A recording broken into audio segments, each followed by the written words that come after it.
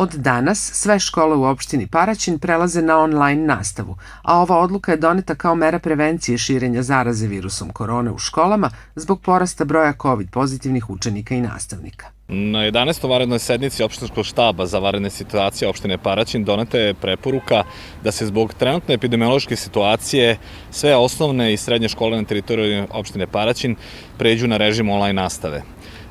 Mi smo juče to dogovorili, uputili odluku i preporuku opštinskog kriznog štaba nadležnoj školskoj upravi u Jagodini i od danas sve osnovne i srednje škole u opštini Paraćin nastavu realizuju putem nastave na daljinu.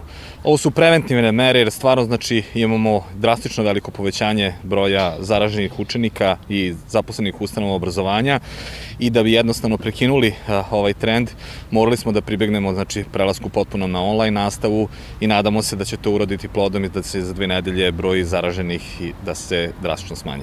Pozitivan odgovor školske uprave omogućuje sprovođenje online nastave do 19. marta prema izmenjenim planovima i programima za nastavu na daljinu.